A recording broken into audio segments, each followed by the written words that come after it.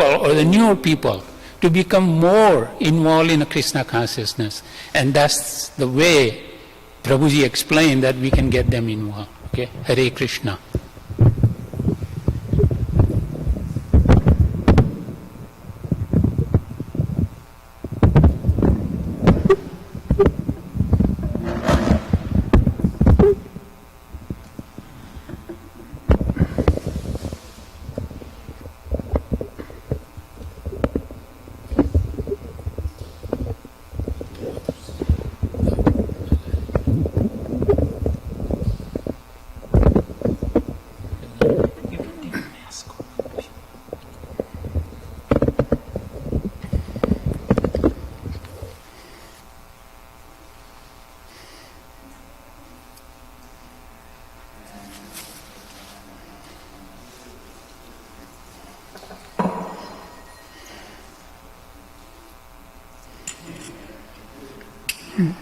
Are you going to be here? Or you can play these. Are you going to be here? You're going to be here? You can play. I can only, sometimes I can play for 1 minute, then my coordination goes, so.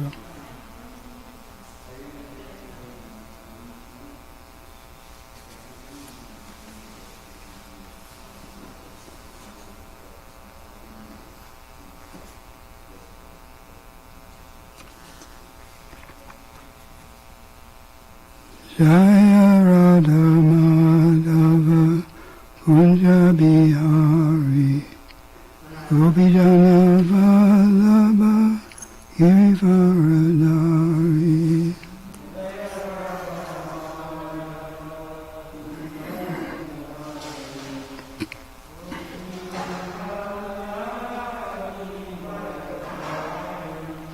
Jaya Radha Madhava Kunja Bihari Gopijana Vallabha Girivaradari.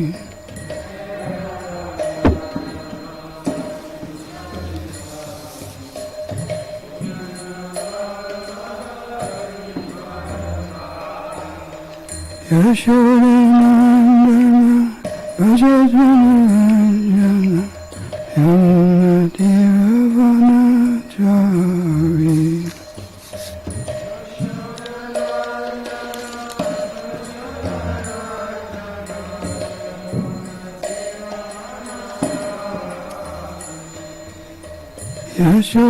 Yashodanandana Vajajanarajana Yamunatiravanachavi.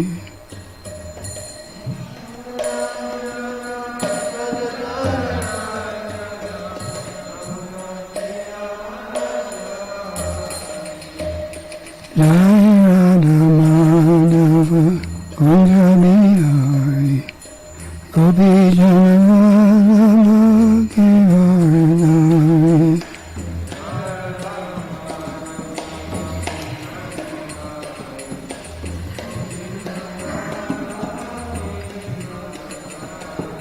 Jaya Radha Madhava Kunja Bihari Gopijana Vallabha Girivaradari.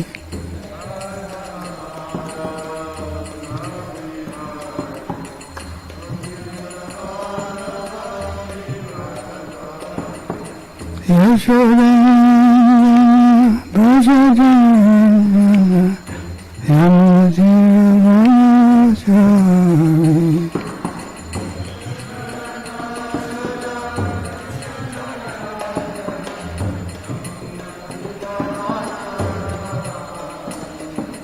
Hare Krishna, Krishna Krishna, Hare Hare, Hare Rama, Rama Rama, Hare Hare.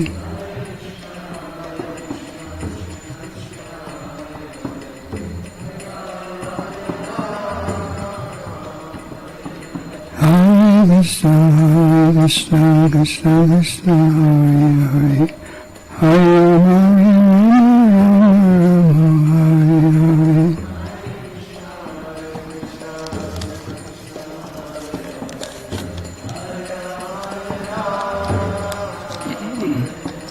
Hare Krishna, Krishna Krishna, Hare Hare, Hare Rama, Rama Rama, Hare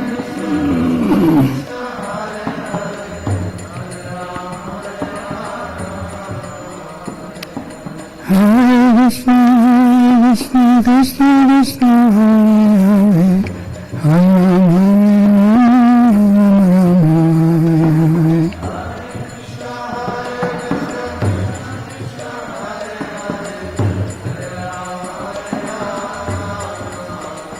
Hare Krishna, Hare Krishna, Krishna Krishna, Hare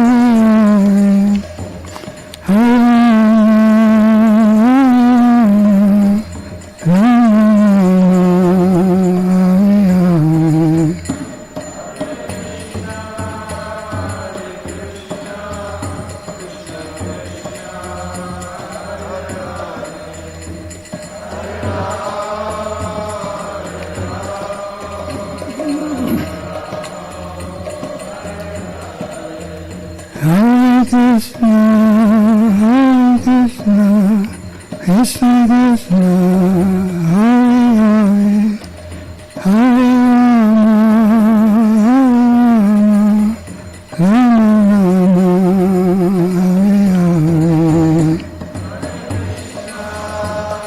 Hare Hare.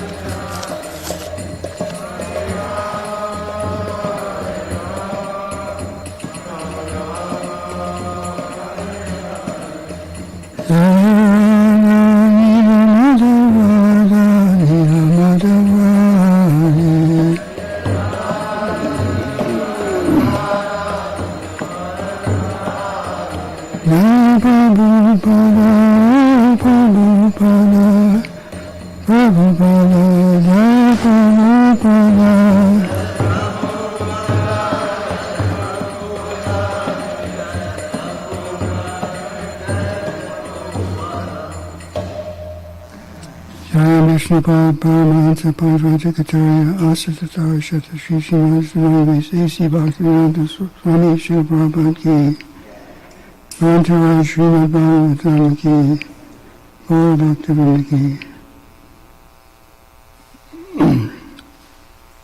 Om Namo Bhagavate Vasudevaya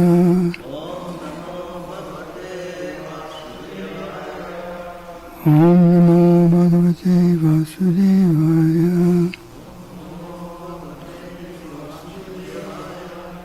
Om Namo Bhagavate Vasudevaya Narayanam Namaskritya Naram Chaiva Narottamam Devim Saraswatim Vyasam Vidojaya Mudiraya Nasta Praeshu Bhadreshu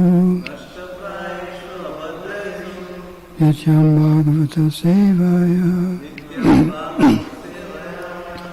Bhagavati Uttama Shloke Bhakti Bhavati Naishtaki. Read today from the Srimad Bhagavatam, Canto 11, Chapter number 2, Text 31. This chapter is entitled Maharaj Nimi Meets the Nine Yogendras. So we chant the sloka. Dharman Bhagavatam Bhuta Yadina Sutaye Shamam Yai Prasana Prapanaya Dasyatyat Manam Chapyaja Dharmam Bhagavatam Bhuta Yadina Sutaye Shamam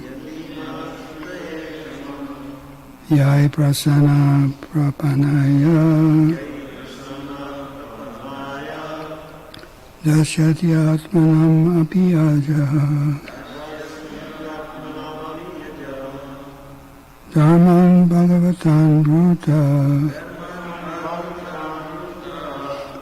Yadina Shrutaye Shamam Yai Prasana Prapanaya Dasyati Atmanam Apiyaja. Please repeat, maybe not the most senior white Anglo-Saxon devotee in the temple.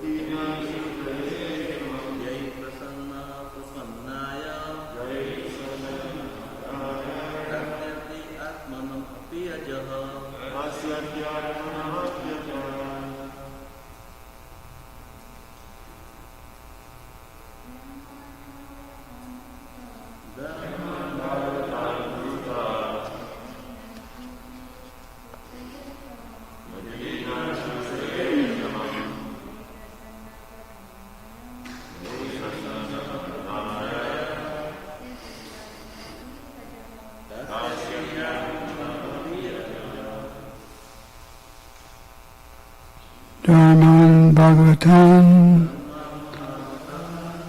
the science of devotional service. Bhuta, please speak. Yadi, if. Na, of us. Shrutaye, to hear properly. Shramam, there is the capacity. Yai, by which devotional service. Prasanaha, being satisfied. Prapanaya, to one who has taken shelter. Dasyati, he will give. Atmanam, himself. Api, even. Aja, the unborn Supreme Lord. Translation. Please speak about how one engages in the devotional service of the Supreme Lord. If you consider me capable of properly hearing these topics, when a living entity offers loving service to the Supreme Lord, the Lord is immediately satisfied, and in return he will give even his own self to the surrendered soul. Begin, repeat. Please speak about how one engages in the devotional service of the Supreme Lord. If you consider me capable of properly hearing these topics, when a living entity offers loving service to the Supreme Lord, the Lord is immediately satisfied, and in return he will give even his own self to the surrendered soul. Report. Within the material world, there are two classes of mundane philosophers who present their opinions about the Supreme Lord. Some so-called theologians claim that we are infinitely different from God, and therefore they tend to look upon the Lord as something far beyond our power to understand. Such extreme dualistic philosophers outwardly or officially claim to be pious and religious believers in God, but they consider God so much different from that which is within our experience that according to them there is little profit in even trying to discuss the personality or attributes of the Supreme Lord. Such outwardly faithful persons generally take to fruitive activities and gross materialistic sense gratification, being inflated with the mundane relationship of the material world, being infatuated with the mundane relationships of the material world which appear under the headings society, friendship, and love. Could someone read the next paragraph?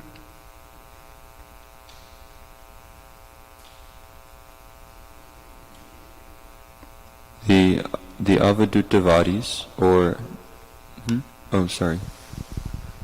the Advaitavadis, or non-dualistic philosophers, claim that there is no difference between God and the living entity, and that the highest goal of life is to give up our personal existence, which is due to illusion, and merge into the impersonal Brahman effulgence, which is devoid of name, form, paraphernalia, and personality.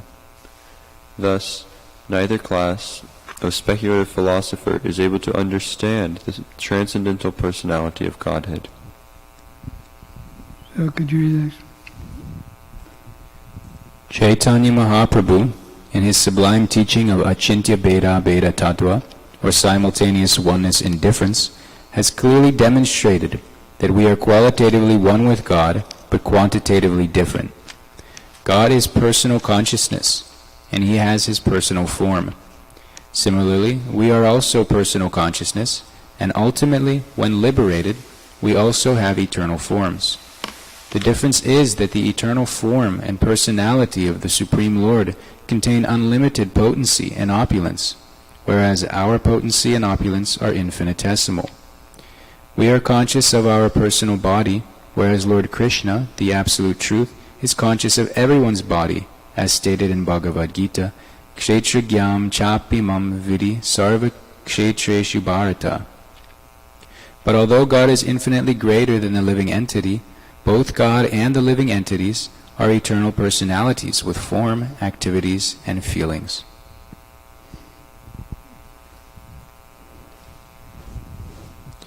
The Supreme Lord Krishna expands himself into innumerable living entities to enjoy rasas, or ecstatic relationships with them. The living entities are part and parcel of Lord Krishna, and they are meant to serve him with love. Although the Supreme Lord is eternally the predominator, and the living entity is eternally the predominated, when the living entity surrenders unto the Lord with a sincere, loving attitude, desiring to serve the Lord eternally, without the slightest expectation of personal reward for such service, the Lord is immediately pleased, as expressed here by the word prasanna. Krishna, the Supreme Personality of Godhead, is so unlimitedly merciful and magnanimous that, in his gratitude to such a surrendered and loving servitor, he is immediately inclined to offer anything, even himself, to his surrendered devotee. There are numerous practical, historical examples of this loving propensity of the Supreme Personality of Godhead. Because of the love of Mother Yashoda, child Krishna, in his form as Damodar, surrendered himself to his loving mother, and allowed himself to be bound with the ropes as a childhood punishment. Similarly, feeling indebted to the Pandavas for their intense love for him, Krishna, in his form as Parthasarathi, happily agreed to drive the chariot of Arjuna on the battlefield of Kurukshetra. Similarly, Krishna in Vrindavan is always thinking of ways to satisfy the gopis, who are universally recognized as the most exalted loving devotees of the Lord. Such intense loving feelings exchange between the Lord and His pure devotees would not be possible where the living entity is not qualitatively one with the Supreme Personality of Godhead, and indeed inseparable parts and parcel of the Lord. On the other hand, because both the Supreme Personality of Godhead and the living entities are extremely individual, eternally individuals, each with his own eternal individual consciousness, such loving exchanges are a perpetual reality in the kingdom of God. In other words, absolute oneness with God and the absolute difference from God and the theoretical imaginations of different schools of speculative philosophy. The perfection of spiritual love, as described in this verse, is based on simultaneous oneness and difference. And this absolute reality was elaborately presented by Lord Krishna himself in his Brahminical incarnation as Chaitanya Mahaprabhu. The followers of Chaitanya Mahaprabhu have expounded this perfect doctrine in innumerable books, culminating in the teachings of His Divine Grace, A.C. Bhaktivedanta Swami Prabhupada, who has most perfectly presented this knowledge in a way that is understandable not only in India, but all over all the people of the world. Our present insignificant attempt is simply to complete his translation and commentary on Srimad Bhagavatam, and we are constantly praying for his guidance so that this work can simply be completed exactly as he would have desired. If one can understand these teachings of Chaitanya Mahaprabhu as they are being presented in Western languages, surely the Lord will be satisfied with such a sincere seeker of spiritual truth. Hare Krishna.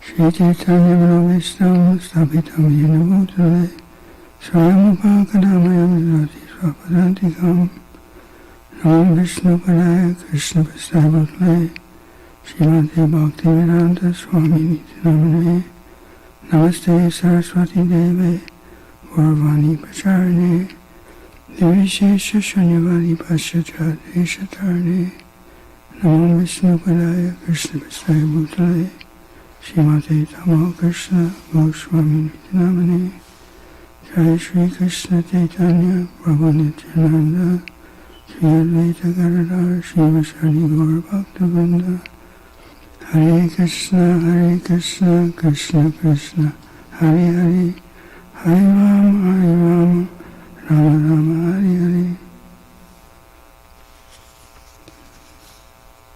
Read the verse again. Please speak about how one engages in the devotional service of the Supreme Lord. If you consider me capable of properly hearing these topics, when a living entity offers loving service to the Supreme Lord, the Lord is immediately satisfied, and in return he will give even his own self to the surrendered soul. So this is Maharishi Mimi, I believe, asking the 9 Ugandras about devotional service. And the first words, Dharman Bhagavatam. The question of what is Dharma is very important in the Vedic culture. In the Srimad Bhagavatam, in the very beginning, it talks about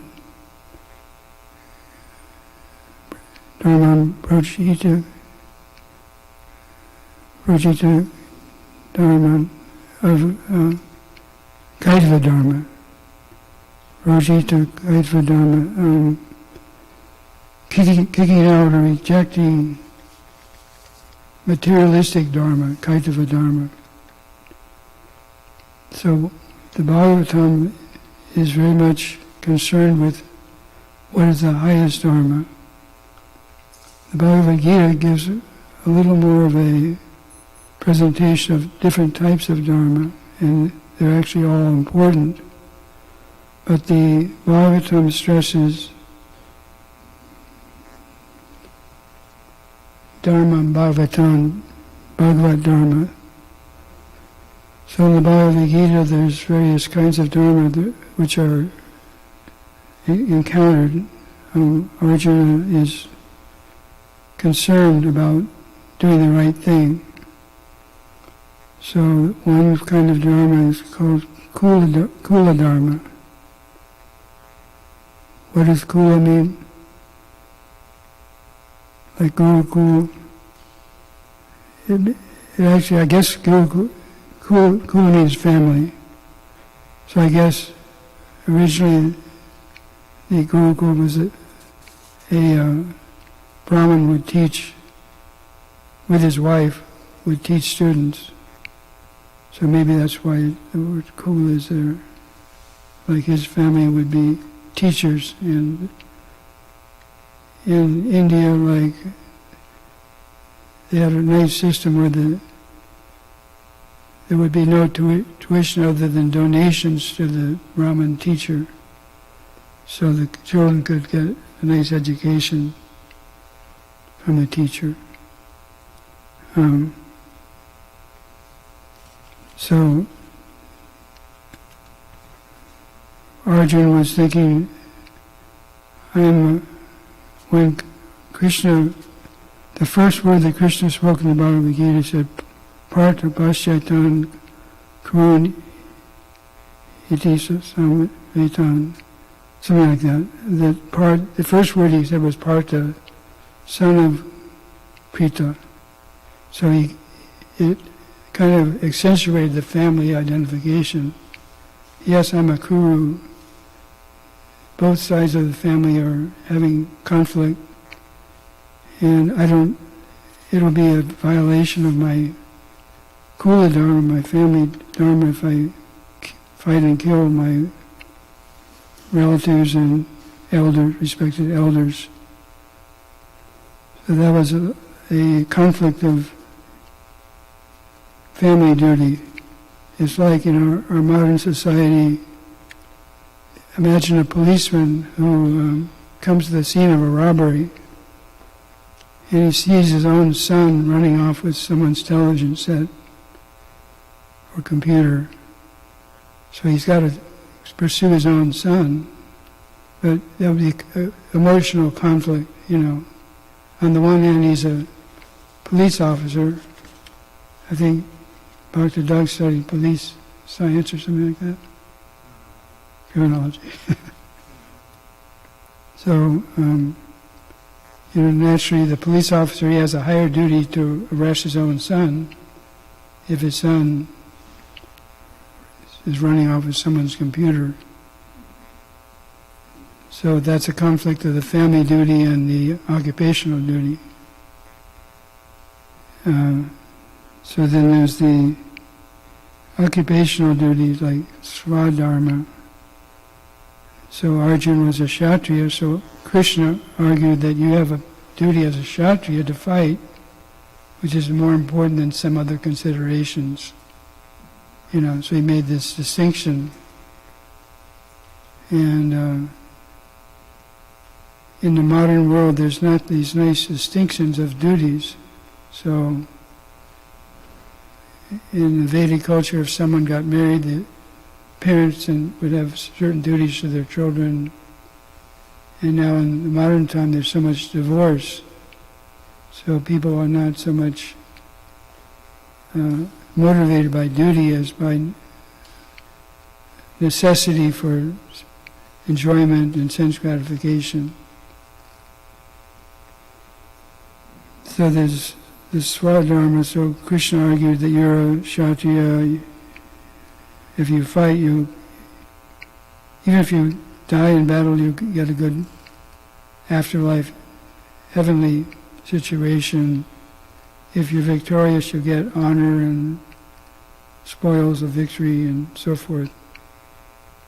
So Krishna was, although later Krishna said, Sarvadharmam Prityaja Mamekam Sharanam Vraja. Although later Krishna said, forget about all the other duties and just surrender to me. Krishna didn't disrespect where Arjuna was in the beginning, and he gave him knowledge how to advance spiritually to that point where he could surrender. So there's various kinds of dharma, and they are important, because most of us are not pure devotees, avadutas, that can, act in ways that are not normal in structured, orderly society. So, for instance, there's even a verse in the Gita that says, better to do one's own dharma with some fault than to perfectly try to follow someone else's dharma. So that's quite a strong statement. But, like in the modern life, say a mother has certain very responsible duties to a child. Even in a materialistic society, if a mother doesn't feed the child, or there's some stories of the mother going to the store and leaving her child in the car for 8 hours or something, and the child dies or something, heat exhaustion. So the mother would actually go to jail, or they would take the child away from the mother, the authorities. So dharma is very important.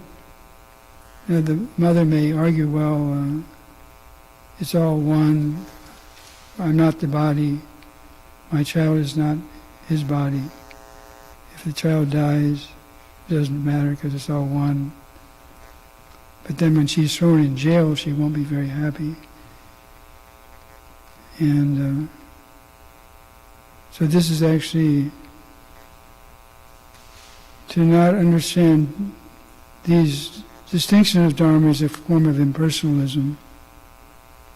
So in the first paragraph here of the purport, I think it's the main commentator is Hridayananda Maharaj.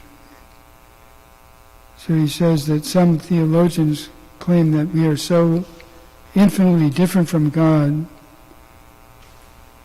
that they tend to look upon the Lord as something far beyond our power to understand.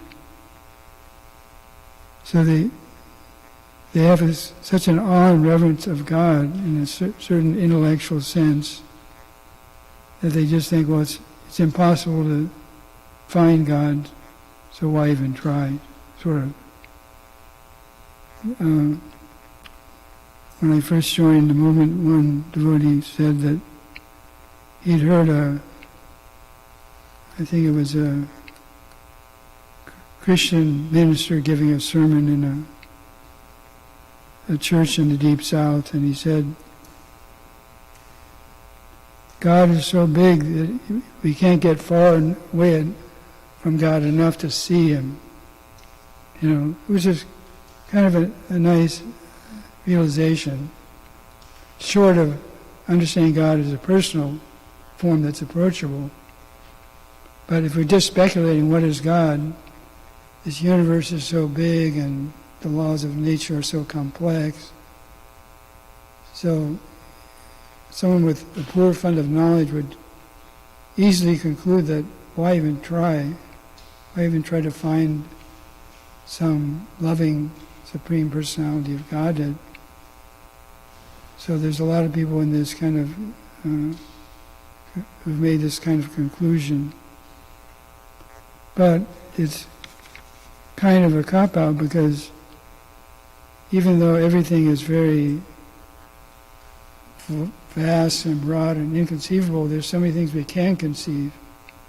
Like, little children play with dolls so they develop a loving, like little girls especially play with dolls, they can develop a loving mood like a mother.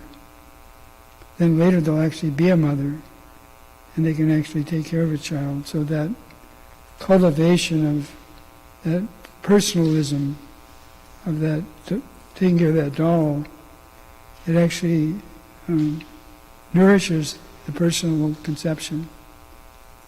So we have so many persons in our life that we have affected us, but because in the material world, some of our personal relationships are tinged with mundane motivations to be the controller and dominator and enjoyer. We experience some distress in personal relationships, so then we become more impersonal. So in the purport they're saying these outwardly faithful persons generally take the fruitive activities and gross sense gratification. And in the Krishna book, Srila Prabhupada says, if we learn to love Krishna, then even his affairs with the gopis and the cowherd damsels, because they're presented by a pure devotee, Srila Prabhupada, it actually purifies our enjoying propensity. So if we hear about the Supreme Personality of Godhead from the right source, it nourishes our personalism, and we're very satisfied. So, from going, the idea of Achintya Bheda Bheda Tattva is that there's a balanced understanding that God is simultaneously one and different from his parts and parcels. And I saw one quote. Well, just on the idea of impersonalism, the Lord Chaitanya, when he was a young boy, one day he started eating dirt. And his mother said, "Why are you eating dirt?" And basically he said it's all one. And she explained, well, the dirt in the form that you have there is not as useful as if you make it into a clay pot. Then it can do some function. So in one sense it's not all one. It depends on how it's used and so forth. So she actually preached the personal philosophy to her son. And this idea of going to extremes even sometimes happens in Vaishnava dealings. Like there was a time when some disciples of Srila Prabhupada, they said that Prabhupada is God. Some of these were sannyasis, and these, Prabhupada so many times said these spiritual masters deserves the honor of God and all respect, but if he claims to be God, he's dog. He's not God in all ways. He deserves the respect and honor, and in one sense he can be glorified unlimitedly, but he's still different from God. So this was Prabhupada thought this was a very serious misconception. Of course, many gurus would be flattered if their followers thought they're God, and many gurus at that time encouraged their followers to make that conclusion. But Prabhupada was very worried that this is the wrong philosophy. The Guru is the Sevaka Bhagavan, the servitor Godhead. And there's a difference, just like there's a difference in material duties, there's differences in spiritual understandings. So there's a philosophy of Achintya Bheda Bheda Tattva.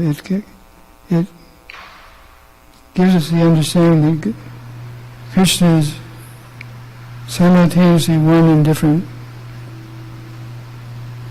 from his parts and parcels.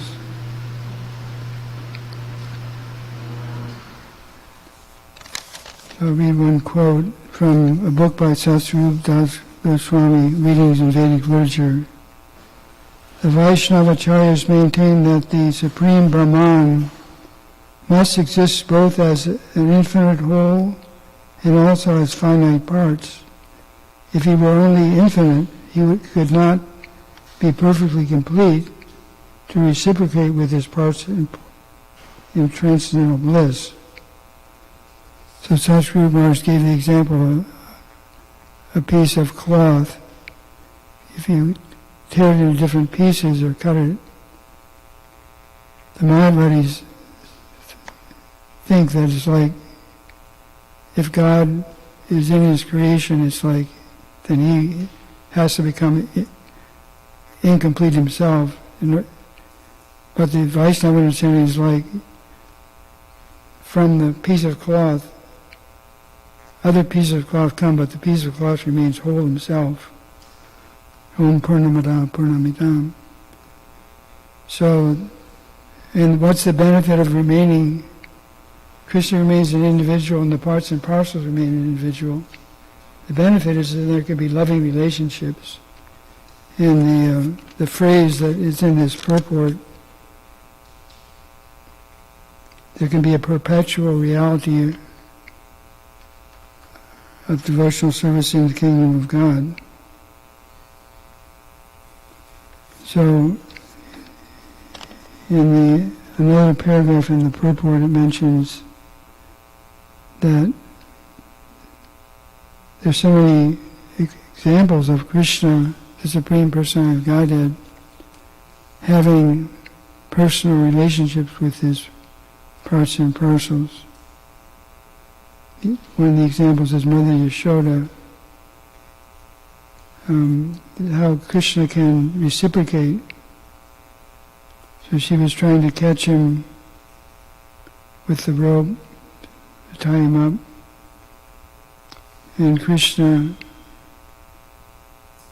he didn't let her do it right away, which increased her loving frenzy.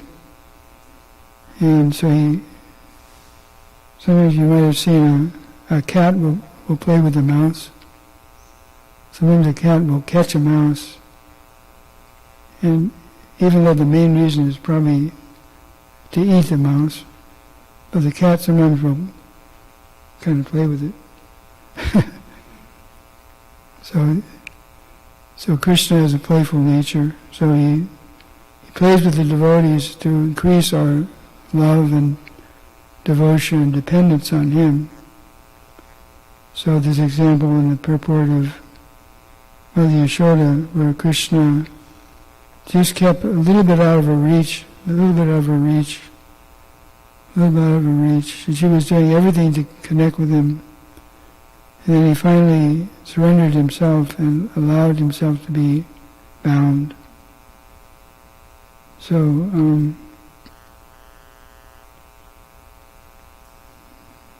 it says in the Gita, Ye yatamam prapadyante tams tataiva pachamyaham, that Krishna will reciprocate with the devotees. In our own lives we see examples. I mean, so many things happen. When Kalakanda came the first time with Brihad Madranga, there were some books that my wife wanted to send back to Gainesville. So at first I didn't realize, I thought they were going to drive back or fly back, but they were going to other places like Austin and San Antonio and Tucson, right? So they agreed to bring these books back to Gainesville, but I realized the box wouldn't be so good. So for some reason I was driving on 34th and a half Street right before they were going to leave. And out in front of Murlidar's house, the trash was being thrown away and there were some suitcases. So they came right at the right time. the little black suitcase with wheels on it, and another one with a handle.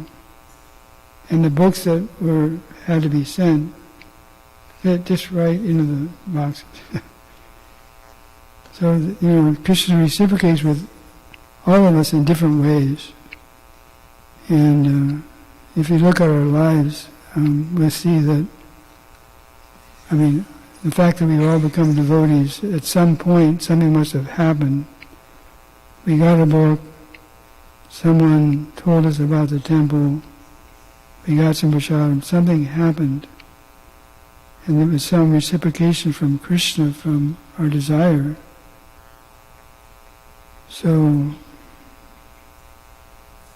and from Krishna's standpoint, there's satisfaction in that. And Krishna is Swarat, he's totally independent.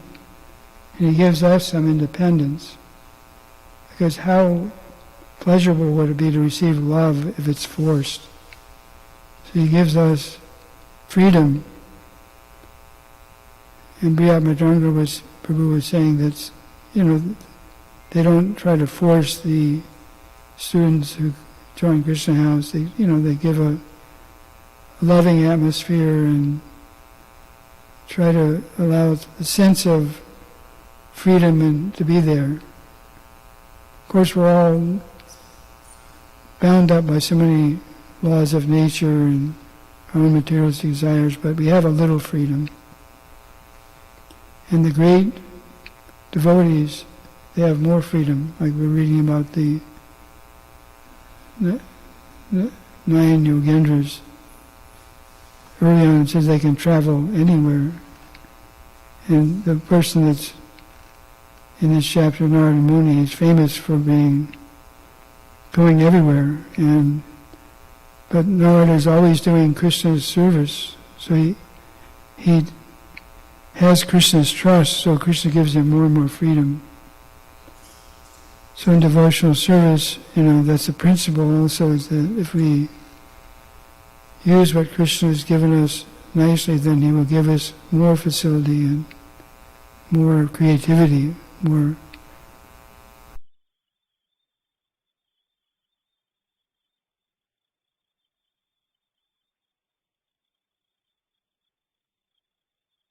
preached in India.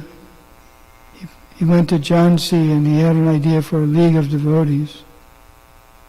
And, he made a nice effort, very broad, kind of non-sectarian name, League of Devotees. It's even more broad than International Society of Krishna Consciousness. So very broad. He went to Jhansi and got some building to use some of the time. And then later some ladies decided that we want to have some other use for the building, some socialization function. So he struggled in India, and then he came to the West and struggled here also, but he actually succeeded in making Westerners devotees.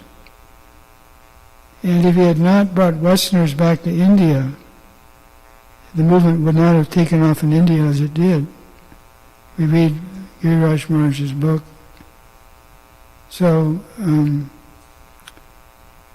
according to time, place, and circumstance, just like we're saying that it's not all one, there are differences in Dharma, and there's differences in presenting Krishna consciousness according to time, place, and circumstance. So, we've been having some guidance in preaching to all kinds of people. Like the Indian culture is the most advanced, most scientific, most precise in terms of Dharma and etiquette. But in order to present Krishna consciousness in the West, just like in college, advanced mathematics is one thing, but to get to that point you have to do the ABCs.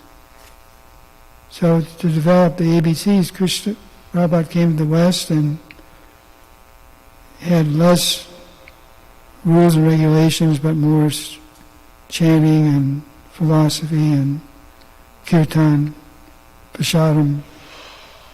And it had a nice benefit of giving people from that culture an entrance into devotional service. So I see that what Kalakanta described what he did in Gainesville when he went there and ended up in a building that had rooms in a place that allowed them to distribute prasadam on the campus, but there was some disconnect, something that wasn't connecting them to the opportunity of Krishna consciousness. So there's some story of a man in India was walking down the road and he saw a gourd, he saw some thrown away piece of string and some other things, and he made a veena, an instrument out of it. So whatever Krishna has given us, he also gives us intelligence how to use it in his service. So we have to Tamal Krishna Maharaj, he, like many devotees, he had preached in the 60s and 70s and joined. Then he went to college in his later years and was preaching to the academics. But I heard him saying to some devotees, like, we should be racking our brains how to present Krishna consciousness at this time. And he didn't quite know. He was telling his younger devotees. And so I was just getting these thoughts.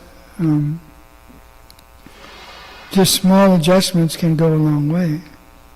Just like when you're cooking food, a little too much salt or a little too little salt, and it makes a huge difference.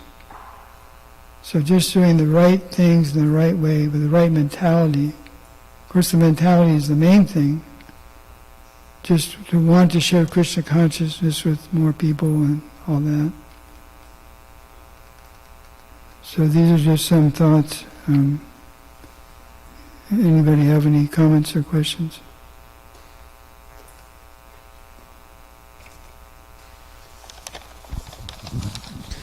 Thank you so much, Sarvabhauma Prabhu. I was thinking on the topic of all one, that someone in a similar way might say that service to Krishna is absolute. So any type of service you can do is the same. And so you should just do this service and not worry about, you might have a propensity for a certain service, but you should just do this because all the services are the same. And so I was wondering how you would respond to that, and also how you would encourage devotees to find and hone in on a service that they do find a special taste for. Yeah, in an ideal situation we can do service that we have a propensity for and a talent for, but sometimes we're not in an ideal situation, we have to do the needful. Like Giriraj Maharaj was told by Prabhupada to write and preach, but then he ended up being the president of the Bombay Temple at a very difficult time. So for 27 years he was the temple president, and he probably might have been there longer, but there was some visa problem he had at one point.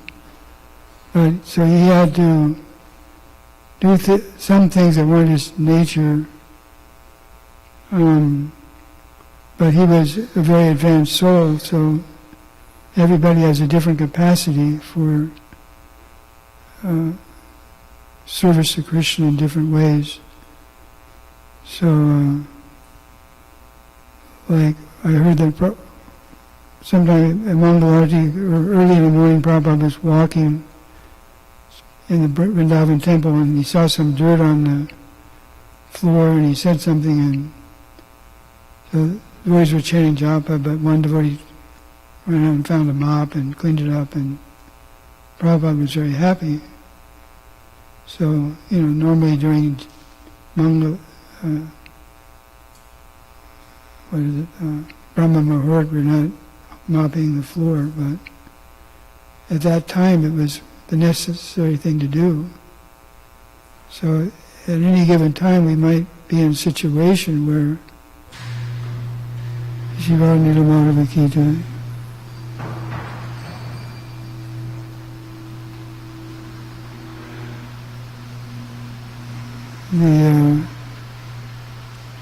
The practical may not be, we may not always be able to do the most practical thing. To do this Krishna conscious thing may not always be convenient or fit into our short-term, like Prabhupada was very tight with money. You know, even the rickshaw drivers he would argue with. But when he was finally getting to Bombay Temple, that some people had land on the buildings on the property that they owned. So someone was holding out, trying to get a lot of money, and Prabhupada gave him quite a bit of money just to get that property and move the whole project. So there's principles and there's details. So the main principle is to serve the mission of Srila Prabhupada and one's own Guru, and serve the Vaishnavas and follow Guru Sadhana Shastra. But how we do that, it depends on, doing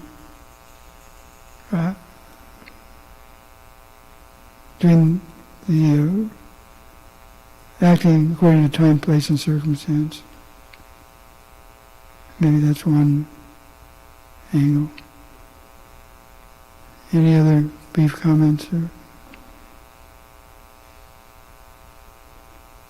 Thank you very much. Kantaraj Srimad Bhagavatam Ki, Gaur Bhaktivinoda Ki.